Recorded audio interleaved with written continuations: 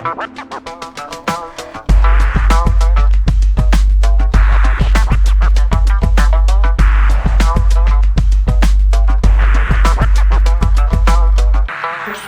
Podcast.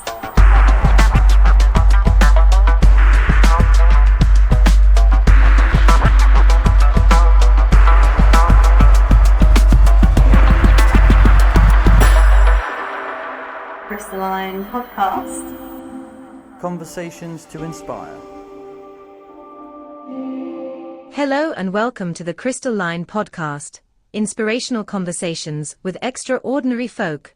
This week we are sitting down with co-founder of the Crystalline Method, Jess Yani. Enjoy. Okay, hello and welcome to another episode of the Crystalline Podcast. Today I have a special guest, none other than Jess Yani. Jess is going to guide us through a little bit about herself and what she brings to the table. Buckle up because it's going to be a powerful episode. Hello, Jess. Hello. How are you doing? Yeah, I'm great, thank you.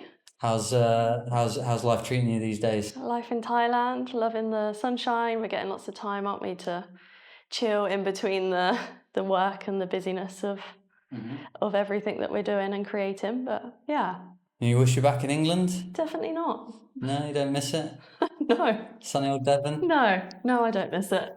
Do you miss the people though? I do miss the people, yeah. Yeah. I do miss the people, but I'm loving life out here, so. That's fair enough. Don't want to change anything just yet. Alrighty, so those for people out there who aren't familiar with you and your work, can you introduce them to yourself, maybe give a little bit of detail about your background, your journey, how you got here? Yeah, of course. So yeah, my journey started, well, let's say my spiritual journey started with yoga, which started when I lived in France. So yeah, I turned to yoga as a way of just physical exercise to begin with. And that very quickly shifted and changed. Okay. At the time, I'd say I was very disconnected from myself. Oh, really? Yeah, and then through the yoga practice, I just found myself finding these really peaceful moments and just loving that. And then I kept going back to yoga class, and that was kind of my time just to be with myself and experience those moments of stillness, which I never really experienced much before, up until dedicating myself to the practice. And then I loved it so much that it took me to India, and that's where I did my first teacher training. And that's when I guess the doors opened to this whole new world of healing, of learning more about myself, of unraveling the conditioning of my past, and just really exploring myself at a much deeper level. So that was in India, and that was the start of everything of this journey. And then from there, from India then led me to teaching yoga and guiding others. And then on my own personal journey, I then just really felt called to connect to my womb and to kind of connect to the practices of feminine embodiment. So through womb work, coming into connection with my cycle and what it means to live and be a feminine being, because I feel like loads of people are sleeping on that. Yeah, a lot of the teachings are very male orientated, or kind of the world that we live in is very male dominated. Well, even with those yoga, like is it the wheel or the bridge we were talking about the other day? They're like, the tradition says women. Yes, of course. Yeah. Which it was always traditionally taught for young boys practicing yoga. Whereas now the majority there are a lot of men that practice, but the majority of people that I've had in classes anyway, or that I've seen at yoga studios that I've worked at, is women. So that definitely is part of my journey as well, of that natural progression of finding a more embodied place to move from, instead of this such a strict and rigid structure that it must look like this, and like pushing and forcing your body into these shapes, instead of finding kind of just a bit more of a fluid nature and to move more organically. So that, I feel like I steered off the journey there, but that was part of as well the stepping into the embodiment and the somatics.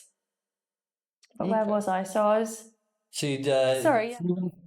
India. Then I kind of delved into womb work and really starting to, I guess, deepen again this connection with my body.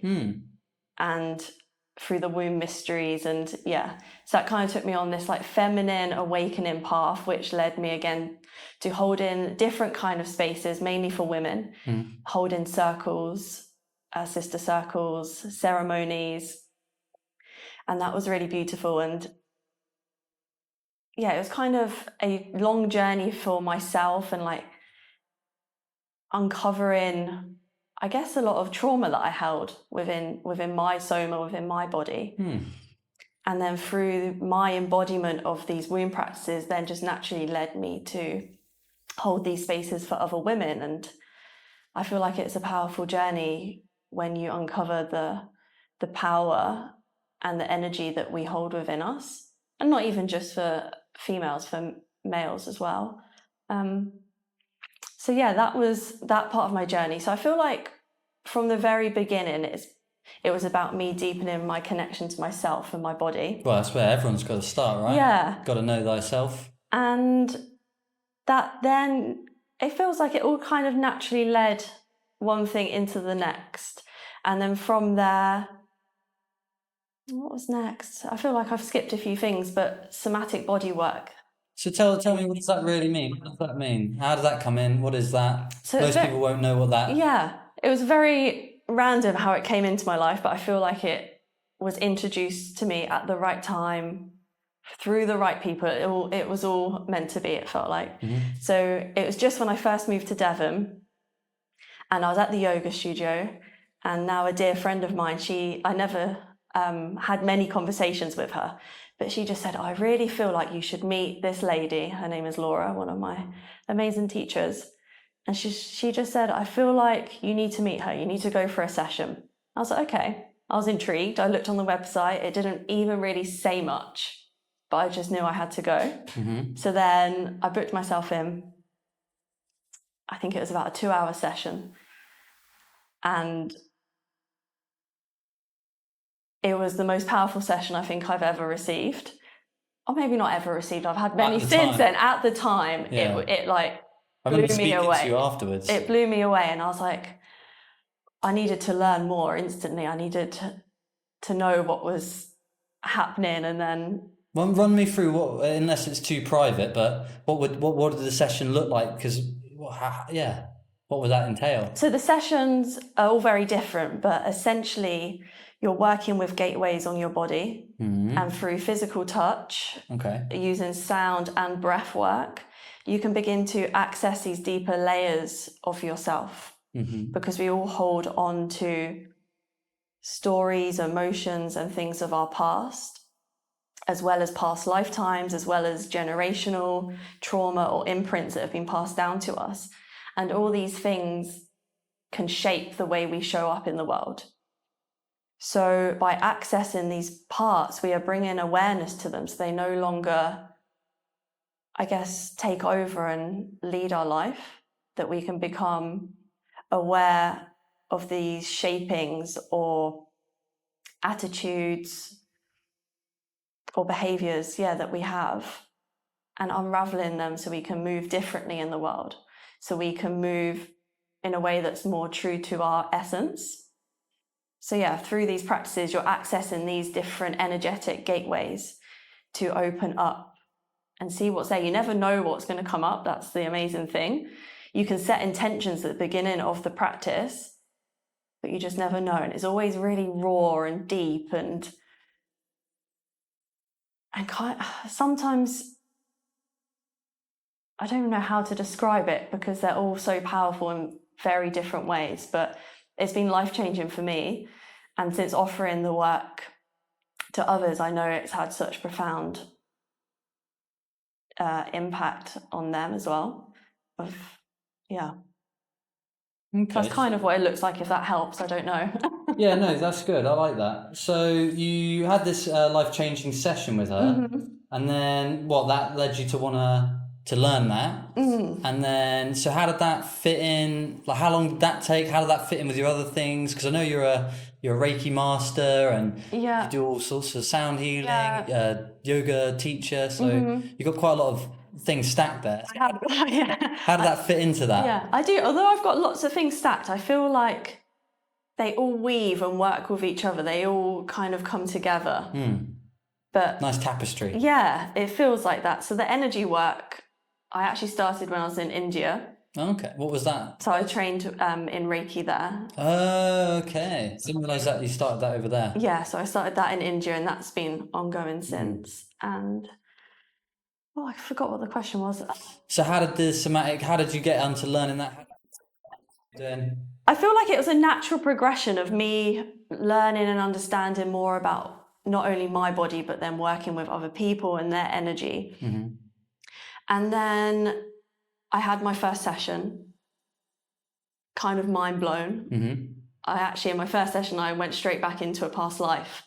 And I was like, wow, I'd never experienced anything so clear. And to feel that energetic shift in my body and the changes that came from that, that I felt like I could embody pretty quickly, were really powerful. So Something your average person experiences, that's for sure. So then from there, I had a few more sessions, and then divine timing, Laura said, I'm starting to train people in this. And I was an instant yes. I knew straight away. I was like, this is something I want to offer because, well, for me anyway, it changed so much in my life. Changed so much. So that happened. And then I'm still currently offering that, but that's all in person. Yeah, you can't do that over. No. So I guess that sort of feeds onto the somatic thing, right? Yes. And then that kind of naturally then led into me wanting to be able to coach people, because we can have these big experiences as well on the table or in circles or on retreats. But to coach someone after, to carry on that transformation, because I know that you can go to these days or these sessions and have like profound experiences, or you can feel these shifts happening, but then how do you implement that in your daily life? Stop you going back into your normal plan kind of thing. Yeah, right. Because that can very quickly happen. So then I wanted to learn how to coach people through these transformations so they can embody this change each and every day, because that's when you actually create lasting change. Right. So that's what you've been focusing on recently. Yeah, so focusing on the coaching, but I also weave in a lot of the other work that I do. So I love ceremony and ritual. So I like to weave that into the coaching. So sometimes there will just be one-on-one coaching, but then I love to guide people on maybe more of a shamanic journey. If I'm working with women, then coming into their womb space and uncovering stuff there more through like a visual journey instead of maybe just, sat here talking and dropping into the body. I feel like weaving these things together, it just feels more magical and just is a way for people to explore themselves in a different way. But yeah, so there's all this that is happening at the moment, and then this is obviously what I'm weaving into the Crystalline program and us coming together, kind of looking at the whole picture, isn't it? The inner, the outer. Yeah, that was going to be my next question. So, how do you what do you think makes the Crystalline Method unique compared to other things out there on the market? You've kind of elaborated. Yeah, no, I'm just having a little think about it. But take your time. Yeah, I feel like it's been such a creation of ours, hasn't it? Of over time, we both been on our own individual journeys, and I was kind of running my own business, and then you even just creating your own side of Crystalline. And then we kind of had this idea, didn't we, to merge, like, why don't we do this together? And I feel like the moment we said that, we were both instantly like, this is yes. Yeah. Like, why would we not bring these two worlds together? Because I feel like so many coaching programs or fitness programs, coaching, look at one aspect, or even people that say they're holistic and then they just look at maybe the fitness and the nutrition. The fitness and the nutrition, for example, and then they skip the mindset. Or they just do the mindset, maybe a little dabble in that, but it's not creating the whole picture. Yeah. So I feel like bringing these two worlds together, going to create just this transformation of like full-bodied health, because you can eat all the good food, drink all the good water, but then you might be waking up each day with thoughts that aren't conducive to moving towards your goals or your dreams. Mm-hmm. So by having this or the aspect that I'm going to bring to it, we'll begin to explore the way, What people blocks and stuff? the way you hold yourself back, or the blocks that you have, or just how you can fully embody the version of you wish to be. Because that's how we start, isn't it? You have this dream, your vision, Mm-hmm. your goal, and then through the somatic work, we'll begin to look at the shapings or the holding that you have, or the contractions, or everything that you've held within your soma, within your body, Mm-hmm. and see what works for you and what doesn't work.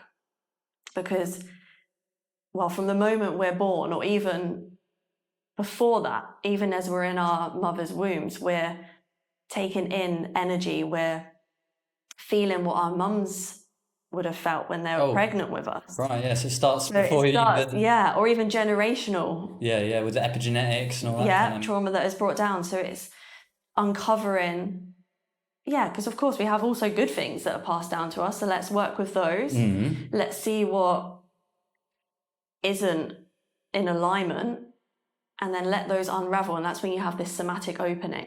Okay. Which can be for some people, like a big process of letting go of these stories that we've held onto so tightly, or these beliefs that have been our whole life. Mm-hmm. But when you start to look at them, you're like, is that actually my belief, or is that from somewhere else? Or is it from somewhere else? Or is it from society? Or is it from, I don't know, maybe like a religious upbringing? And then you come back to your essence and what is right for you. So let me get this straight. Am I on the right page here? So it'd be like, first you've got to bring awareness to the whatever it is. Mm-hmm. And then after that, you work on certain techniques to sort of release it, or? So it's all about having awareness and curiosity, mm-hmm. and exploring your body. So we are this whole living organism. That's what soma means, that nothing is separate. So we're looking at ourselves as a whole, and then, being curious and creating awareness around, let's just use, for an example, a belief mm-hmm. that we have. And then we'll begin to explore that and be like, does that still resonate for you? Does it still serve you? And sometimes it might be true to you still, it might still feel good. And other times it'll be like, no, that's not even, my mum told me to believe that. When you were like 6 or something. Yeah, that's not my belief. So then most of the time, once you create awareness around it, it just naturally begins to unfold on its own. Like, there's no forcing. You don't have to force anything here. And also, it's not about shaming any of these things that we've held on to, because they've all served a purpose. They've been there to protect us or to hold us in a certain way throughout our lives. And it's about saying, okay, like, you've served your purpose, mm-hmm. but now I'm ready to move in a different way. Yeah, and become more of yourself that you want, this dream, this vision. So it's pretty powerful stuff by the sounds of it then. And then I guess stacking that with all the other things we know are conducive for a person to become healthy. Yeah, you're getting the whole package, I guess. That's pretty cool. Because once you start, I don't know if I said this earlier, but once you're eating right, and you get rid of all the gunk, processed foods, all the gunk from your system, you just naturally have more energy. You didn't mention this, but we have spoke about this. We have spoke about this before, but you'll naturally have more energy to want to move towards your goals. Like, you won't wake up thinking, oh, I'll just snooze my alarm again. Like, you wake up and you're like, today I'm going to be the version of myself that takes aligned actions towards the bigger dream or the bigger vision or whatever goal you have. So through having all these different elements of looking after yourself physically, which is so important, I feel like sometimes you can get so into the inner work and the spiritual side that you forget to eat the right food. I know I did. Yeah, I remember seeing. I just saw like something pop up on Facebook the other day, and it's this dude I met in India who's he's a Guruji yoga type guy, and like a really nice guy, super devoted to that kind of lifestyle, but he's not in the best shape. Like, you get that guy a sandwich kind of thing. It's like, but if you can tackle both, why not? Yeah, why not? Yeah. And like we were speaking the other day, weren't we, that once you have this clear system, you're opening up yourself to be this antennae you're just going to radiate this energy and this frequency that is just going to naturally like draw the things that you want in your life to you as well. Because if we obviously speak about it a lot, but the teachings of Joe Dispenza and what he's offering into the world of shout out Joe Dispenza, that everything is energy, and once we start to change the way we think and the way we feel, we then open up our energy field to bring those things into us as if it's already happened. Yeah, I guess only science is just slowly sort of catching up with the sort of Eastern. Well, I guess it's been known in the West, but yeah, like spiritual teachings that have been known through the ages. Science is starting to like quantify these phenomena, which I think is exciting, because I think in my head, at least, I see it as like the East and the West aren't separate things.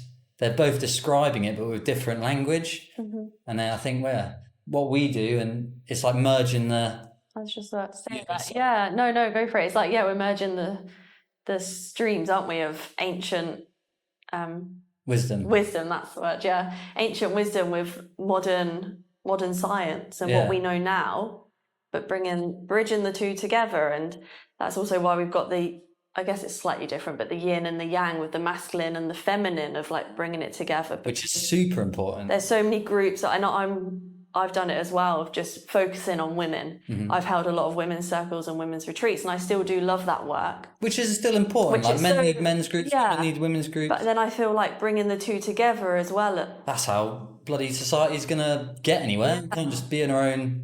No, we need to do our own healing, maybe separate, and then come together and do it together and watch how we both do it, maybe slightly differently, but I feel this strongly. Like there's a clear concerted effort to destroy the family unit, and I think that is one of the most powerful ways we can heal as a society is actually getting men and women to work together again properly, rather than fighting and separating ourselves.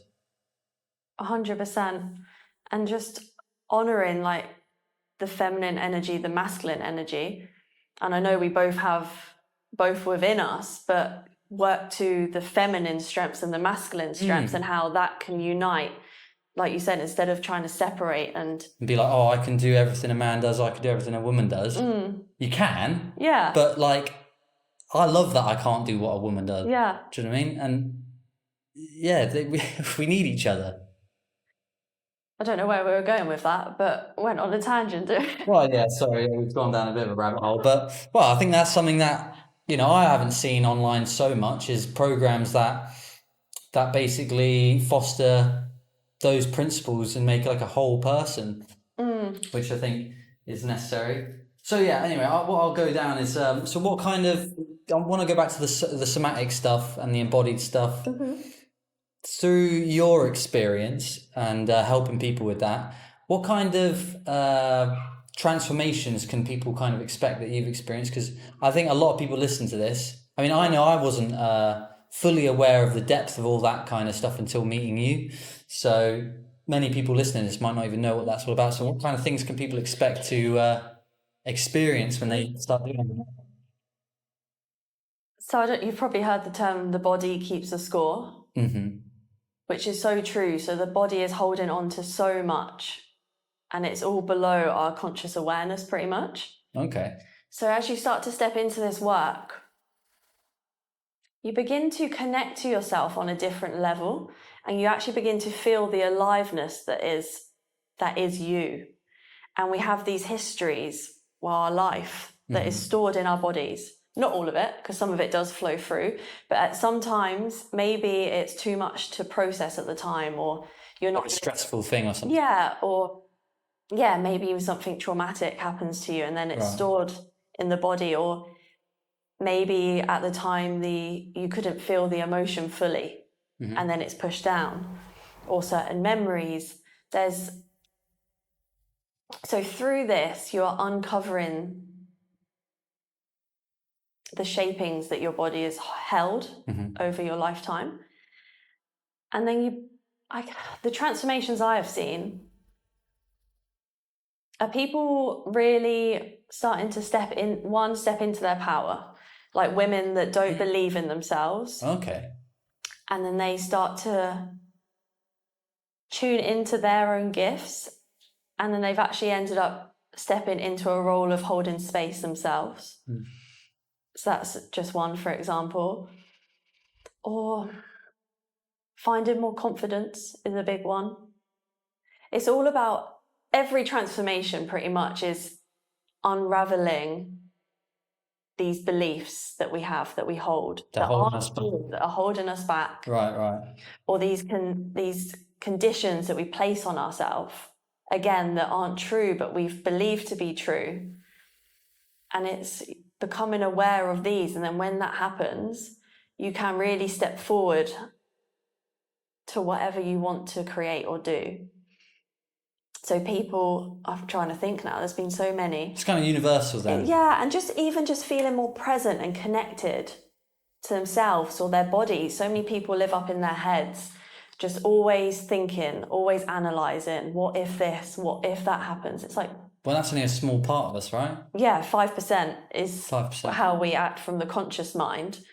But I'd say in the society that we're living in right now, there's a lot of stress, a lot of worry, which really isn't conducive to anyone's health. Like, yes, naturally we do need a bit of stress, but then not prolonged stress, which not everyone obviously, but a lot of people are experiencing. Yeah, continue all the time. All the time. Like stressful jobs that people put so much pressure on themselves, just maybe even family life, whatever it might be. Forgot where I was going with that.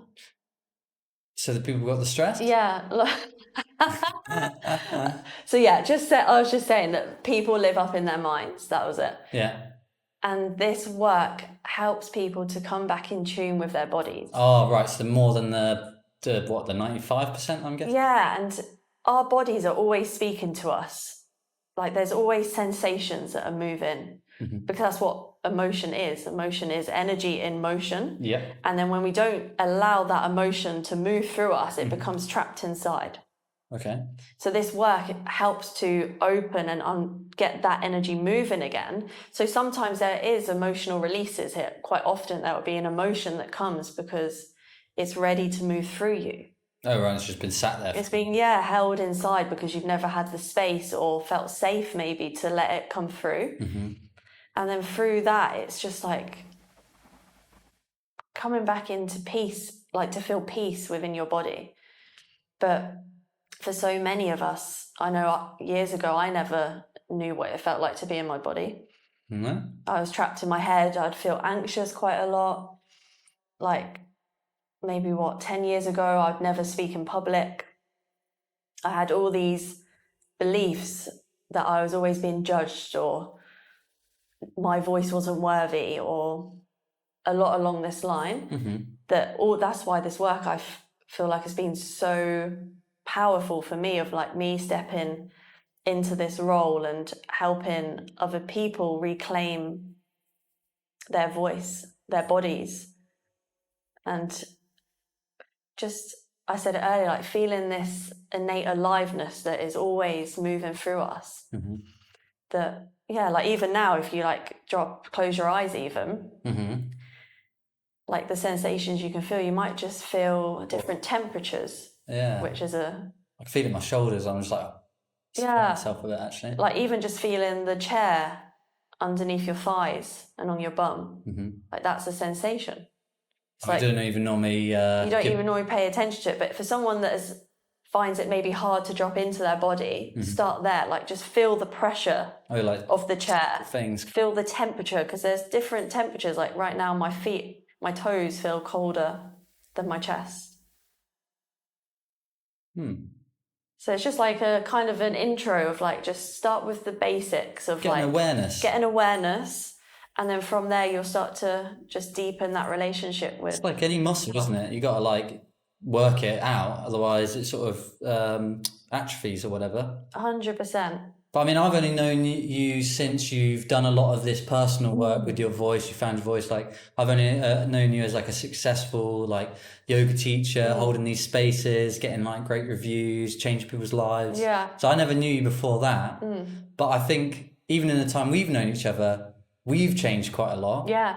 And I've seen you, drastically change for good things. Yeah. In that time as well. So I think if the crystalline methods work for us, and we already had like a pretty decent foundation already, I think it's only going to do.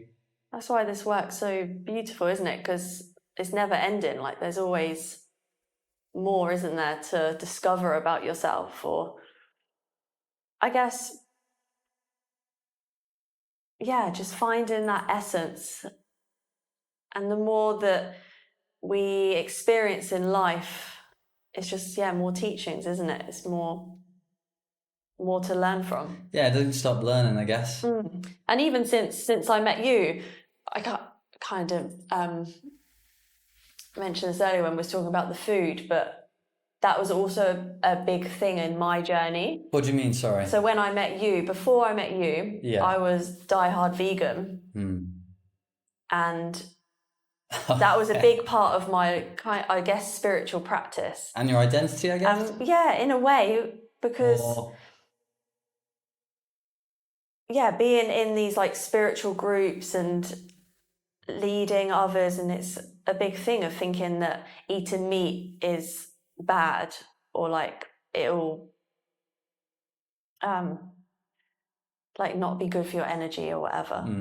So when I met you, and then you kind of opened up this new door of nutrition and how to like fuel yourself, I then started doing my own research and looking into it. And then it made me very curious, because at the time, I think that's why you maybe spoke about it quite a bit, because I know at the time I wasn't feeling like the most healthy. Optimal. Or the most optimal, yeah. Like I felt optimal in many areas of my life, but maybe remember feeling like fairly tired.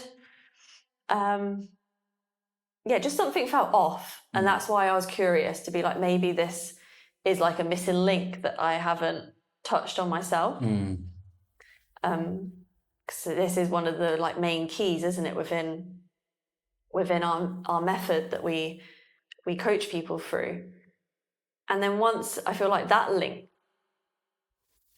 got pulled into my world, and that I opened that door and started introducing different foods and cutting out certain foods, that my energy and how I feel in myself shifted yet again. So I know you just said a minute ago about even since we met, my transformation. Yeah, we were already in pretty good shape. Yeah. Shape then. And I feel like that has also, I guess, helped me feel like good in my body. And then helped me just to feel more clearer in my channel as well. So I feel like it's really important. Yeah, I think, we've kind of, as a general, there's people still doing it, but I think, 2010, I think that was really the peak of the vegan trend. And now obviously, as nature goes, people go the opposite extreme and start going all bloody carnivore, which is fine for a little bit, but I think at some point people will start to learn there is actually a balance. Do you know what done it for me? It's when the people started pushing the vegan agenda, like the government's telling me that What, like your Bill Gates kind of? yeah, telling me to go vegan, then that's made me question that I don't think veganism maybe is all that. Well, you don't trust Bill Gates with health advice? So yeah, that was also a moment where I was like, you know. Something fishy going on So there. yeah, so that was a big turning point for me as well in my journey of, I guess, being open to trying something new. That's it. That's a big one. Instead of just being like, no, I have to stick to this because this is what I've practiced for so long now. I feel like having a sense of curiosity for everything in life is very beneficial. All right. So I definitely agree with that statement. Kind of with, even if people come into our world, it's like you kind of want a sense of curiosity to go through this program because we might be teaching or guiding people through things that they've maybe not heard of or discovered yet. They've got to have an open mind, willingness to trust in the process, I guess. Definitely. I feel like without that, you're kind of blocking yourself off from a lot of things.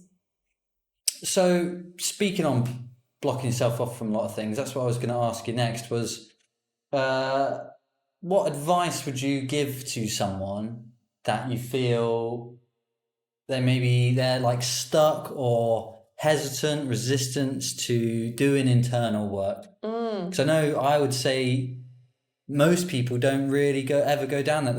They might at best go to a psychiatrist, which could be good for them, or they take oil-based pharmaceuticals to fix their mental problems. But yeah, a lot of people just stuff those emotions down and never deal with it until it comes out as like a bloody brain hemorrhage or something. Yeah. So what would you say to those people that haven't explored that or are resistant, hesitant? Okay. So if they're resistant to it, if you were an advert for somatic work, I would ask them to sit down and see where that resistance is coming from to begin with. Yeah. Like, why is that there? Can you get curious as to why you're not wanting to do that work? Right. And then, I guess, start slowly. Maybe find someone that you could work with one-to-one that you, I guess, trust and resonate with their work, because that will help guide you, and it will guide you in softly instead of it being like a bam. I don't know, like maybe sometimes in group sessions it's a bit different because you're not fully held just as you. So maybe seek out someone that you can work with. Start slowly. Maybe you just even start by doing some gentle breath work, noticing how that feels as you connect to your breath. Maybe exploring some meditations. But if you have the curiosity to want to go there, let that lead the way. But there's so many different practices out there now that I would say see which one you're called to. And like you said, like talking therapy is great. And obviously it helps a lot of people. But I think you can only ever get so far with it. You can't talk your way out of all these What's only 5%? Yeah, and like you say, it's held in the body. So we can talk through things and that is great. And then you need to bridge the gap. You need to start to feel what's happening in your body, what's held there. And then that is where I believe the shifts really happen. When, you explore both. So you're not leaving one thing out.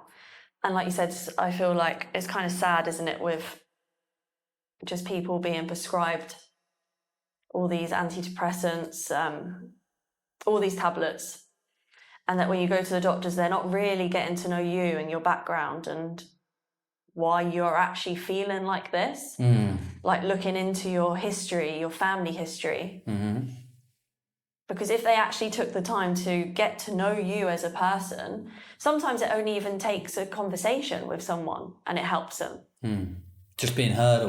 Being heard and witnessed in everything that you're feeling. But so many people don't have that, or they don't have even friends that they can turn to.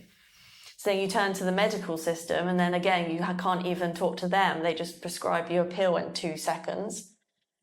So I feel like seeking out a somatic coach or someone that will bridge the gap between your mind and your body and take the time to get to know you, take the time to listen to you and explore your life story, and then be curious to where you want to get to. Okay. Well, speaking of where people want to get to, that sort of segues into something I wanted to ask you. So where do you want to get to? What's your vision? What's your dream? Goals? I'm curious. I'd like to know what makes Jess Yani driven to the next thing. What is that? On like a large scale, I feel like my mission is to help humanity come back to themselves, like in a world of just destruction and chaos and manipulation. It's like I want people to realize the lies that are fed to them and just come back to their wholeness, come back to their hearts, come back to love. I'll drink to that. And for that to ripple out and for humans to be conscious and to connect to God, to connect and be connected to God and to be connected to their divinity. Basically just to shut out all this noise.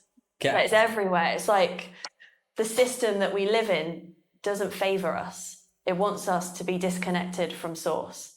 It wants us to be disconnected from the power that we have inside of us. And I want people to know the fucking power that's inside their bodies, that's inside of us. And imagine if we lived in a world where people like took back not only their health, but just took back their minds. What if we like cut out that mind control and break free from the matrix? But yeah, that's like large scale. But in terms of like, as well with Crystalline, we want to reach as many people as possible to show them that we don't have to rely on the system to be healthy, that we don't need these pills, these whatever else they prescribe us, that we can create communities of conscious people that look after one another, and that we can live in tune with ourselves and with nature. And I'd love to create a space where people can come together and experience that. And not online or in all of it. If we can reach people online, but also I know our dream is to have land that we can welcome these people onto, and just to raise our children in this way, raise our children in a new way of being, in a new way of living that maybe the world has never seen before. I respect that. So,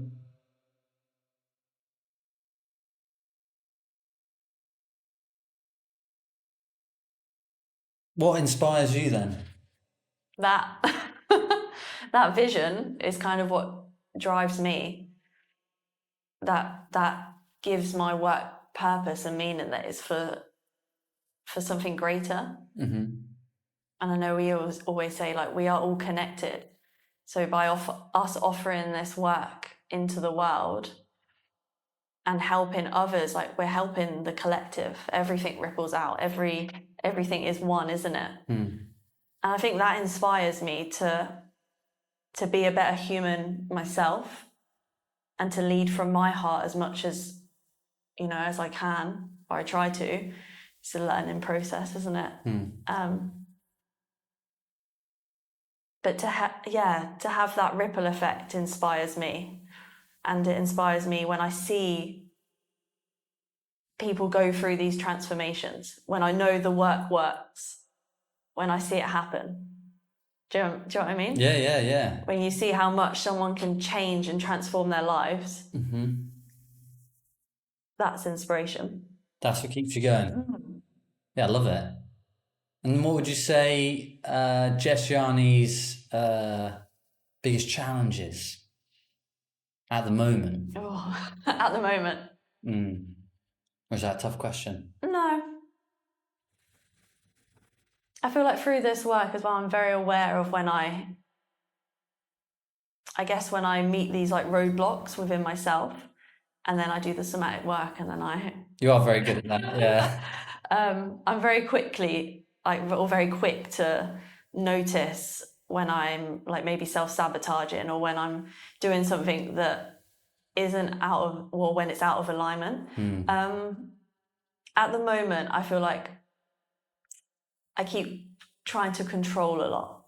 And I notice it, and I keep wanting to control the outcome, and deep down I know that I can't control any outcome. So just always reminding myself that I just need to surrender, and that everything that I'm creating, that I'm bringing out into the world, is a co-creation, isn't it, with the universe? And it's just reminding myself of that I'll do everything that I can to take these aligned actions and then pass it out into the universe and let go of that control, which is what I'm trying to do at the moment. Yeah, I mean, I see you do it and I'm like, damn. Whereas I would probably like kick something and have to go for a walk and and blind and cool down. That's your somatic. Yeah, swearing and do some pull-ups or something.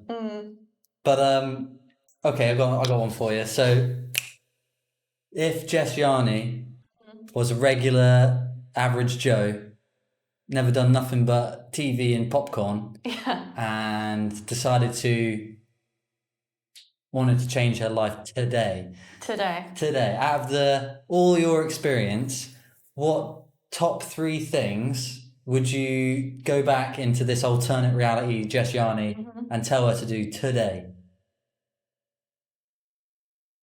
That would you get why yeah. Oh wow. First of all, I'd say go for it. Stop waiting another day. Okay. Like, start now. Stop procrastinating.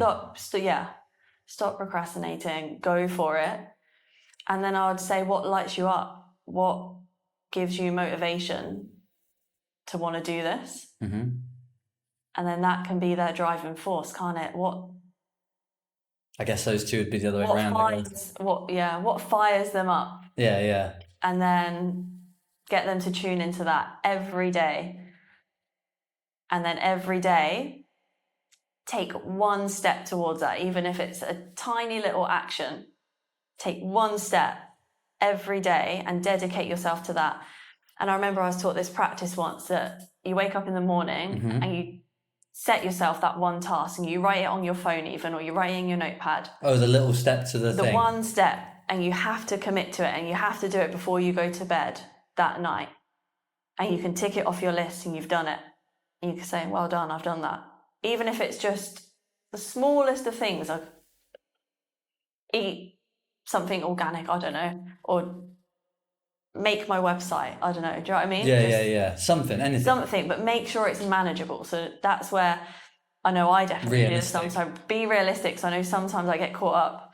Maybe that's what a challenge is. I set long to-do lists for myself. You do set yourself like, I'm going to do this today. I'm like, that does take a bit of time. Like, you are good, but you can't be angry at yourself when you haven't conquered Mongolia in 24 hours. So yeah, that's what I guess I'd say to start with. What is their motivation? And then you got one more. I feel like there's so many. I know. I'm being harsh. You got 3 things. You told them to go for it. That's not a thing. They're just going for it. Okay, that's just a little pat on the back then. I guess I'll let you have them as one then. All right, 2 more things then you got. You want to find the joy in doing it. Okay. Enjoy the process. Because sometimes it's not going to be easy. It's not an easy ride, is it? Always. Or sometimes it feels great. Other days it's hard. So enjoy the process of becoming this version of you. Yeah. Enjoy the process of getting healthy. like, yeah, we have our end goal, but don't be, it's also not going to happen overnight. So enjoy the process and get healthy while you do it. Be healthy, be the best version of yourself that you can be. Do the Crystalline Method. Sign up now. Okay, cool. And then what if you could give the people one thing to inspire them today, what would you, and you said a lot of inspiring things, One thing. to end it on, what message do you give to the people? Shout out the people.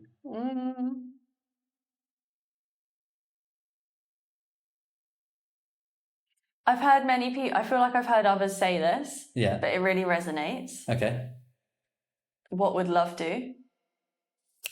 Love it. So what would love do? Break that down? Can you move through your day and act from a place of love?